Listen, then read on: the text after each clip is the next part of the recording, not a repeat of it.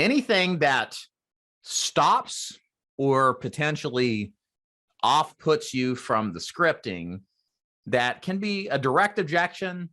It could be something like, hey, just letting you know, I don't make decisions today on the first, go around. Anything like that is a knee-jerk objection. Okay. And the goal is just to get around it. It's not to acknowledge it and then delve into the meaning, the hidden significance of the initial objection.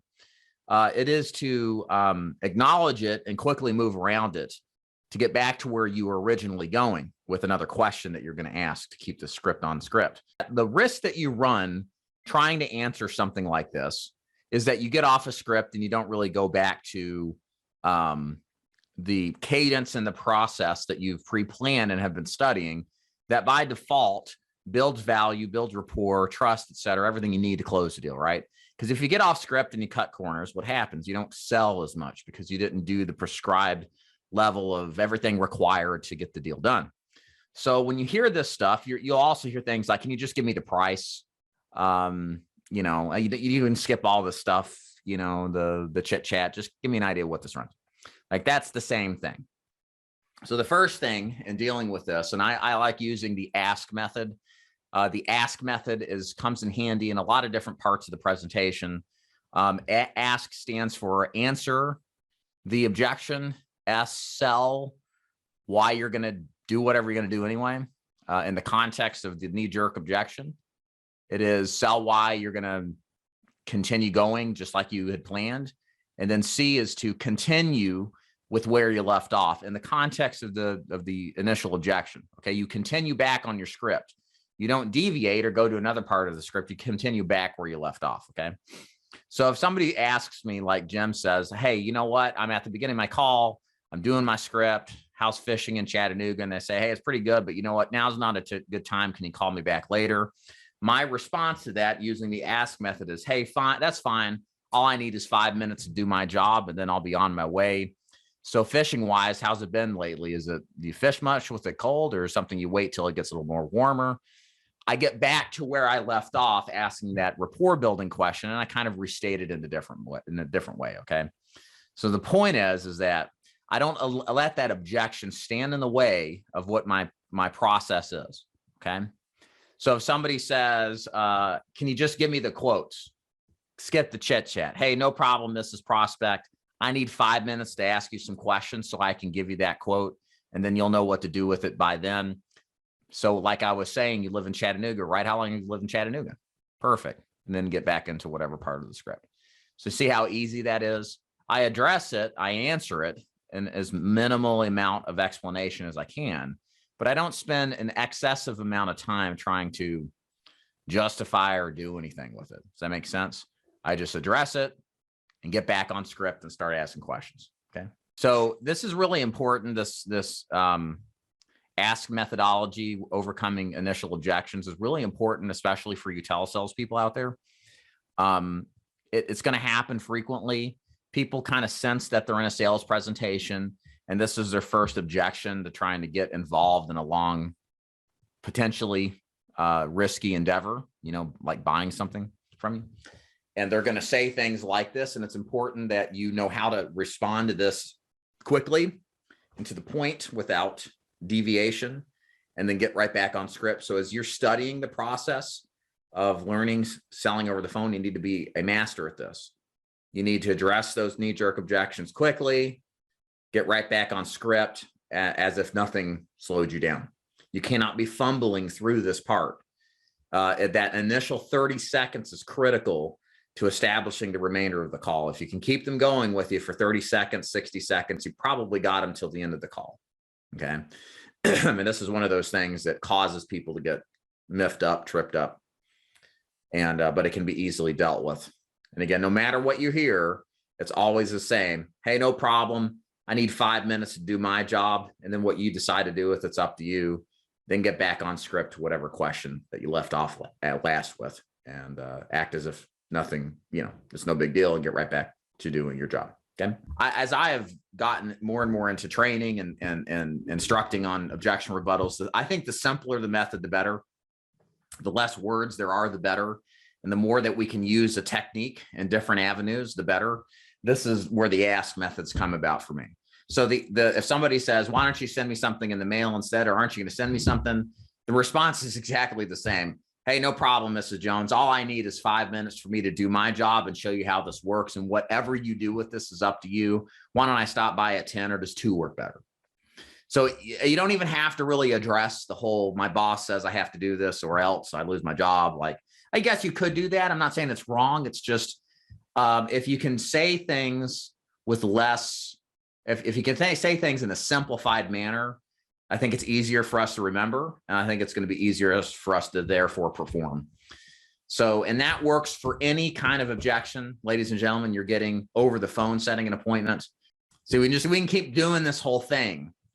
And I'm doing the essence of what it is that I'm accomplishing, right? If I already got life insurance, no problem. I just need 5 minutes to do my job and deliver the information you requested. What you do with it's up to you, Mr. Jones. Why don't I stop by at 5, or how does 7 work? Same exact thing, right? But it works for that. Again, as a newbie, what you guys should be doing is using this script for practically all of the rebuttals that you're hearing, okay? Because it absolutely works for all of them. Again, door knocking is exactly the same. All door knocking is appointment setting in person. So it's the same as script.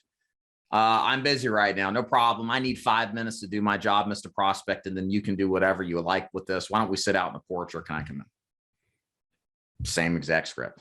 All right. Is it ever legitimate, ask Susie, to set another time to call back? No. I mean, I guess it is, but you don't want to like let that be an option in your mind. Again, we want to operate with this mindset that if I got a real person on the phone, that one person is going to be sold or the other person is going to be sold. Sell or be sold, like Grant Cardone said, right? We want to sell them on an appointment so we can go sell them in person. And if you have to do a callback, you're likely not ever going to get another chance again. And that really is true. You only get another chance if you're lucky. And we don't want to build a business based off of luck, right?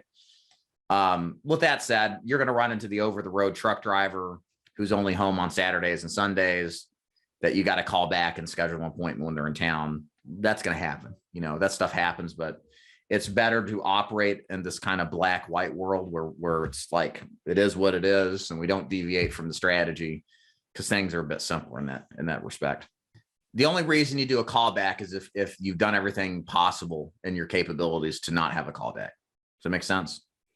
The problem is that if we say it's okay to do a callback and we start with that premise in our mind on all calls, then we're going to be weak when it comes to rebuttaling. Does that make sense? So the mindset has to be, there is no second call. There's never a second call. And if that's the case, and you walk into every call like this in person or on the phone, what are you going to say to get through that call to then get into a sales presentation with all of them? It changes the dynamics when you don't let yourself have a second shot and you only treat this as your only shot ever. And many times that's what it is. It is. There are people who you will hang up on. If you don't sell them, they're going to die without coverage. They will, if you don't do your job right. Okay. And that's part of the why we do this too, is because we know the nature of life insurance is something that's put off until you can't anymore, which means you're dead by the time you don't want to put it off anymore, or severely sick and can't qualify. So it comes down to your skill set to get them to take action and commit. And you cannot give yourself the ability to grant a second chance ever. What if you have the client say, hey, that sounds good. Can you meet me at, do we do that, folks? For you that run appointments, do we meet people at restaurants? And the problem is that when you go to, my experience has been every time I've gone to a restaurant to meet with somebody, 2/3 of the time they just don't show up. Okay. So I waste my time sitting at a restaurant with them, you know, looking like a doofus by myself. And then second of all, when they do show, they expect you to buy them coffee and crap, which, you know, and then thirdly, of course, the most asinine is, well, I forgot my checkbook at home. Right? Like you just don't even, it's very difficult to get them to commit and buy. I don't think I've sold one policy inside of a restaurant, but I've been tempted many a times to go meet somebody somewhere else. And that's again, a healthy reminder here. We don't believe what people say when it comes to our prospects. And why do I say that? We just don't know what they really mean when they say I'm busy, or can you call me back, or can you have this mailed out? Because now we've entered a world where we, as well as they are, reading and reacting to the circumstances that are happening to them. They don't have the time, and our clients are not skilled in the act of thinking on their feet in a persuasive, environment where demands are being made on them. So they're reacting in this way that's predictable, that the average person reacts to. And we know that their reaction doesn't always correlate to truth. That I'm busy really means probably, in many cases, I don't know who this person is. I'm not really up to talking. I don't think I'm up to talking about getting sold a policy, and I don't want to deal with this stuff right now. This kind of generic, just resistance to a salesperson. That is what is meant when somebody says that. That's what we assume, we think. So that's what we rebuttal. That's what we rebut. We rebut that underlying feeling that's not as easily verbalized. Okay. So that's why we say something as simple as that's no problem. All I need is 5 minutes to show you how it works, because we're addressing the underlying concern that we know they have. And even though they didn't say that, they said, can you mail me something? But I'm spending my time saying it's no big deal. I just need 5 minutes to do my job. What you do with it's up to you, because that's what they really mean by what they said. Had they given them enough time to manifest that opinion, then perhaps they would have ultimately said, yeah, I don't know, here's this whole thing sounds a good time, and I don't really know about you and all this stuff, right? There's just a lot of stuff that's wrapped up into that expression and that instant that you can't really capture. So we assume in the rebuttal, that's what the issue is. And that's what it is most of the time. And that's why it's okay. That's why people say one thing and then do something entirely different. Again, the analogy is, think about your children when they place demands on you for popsicles at unreasonable hours of the day.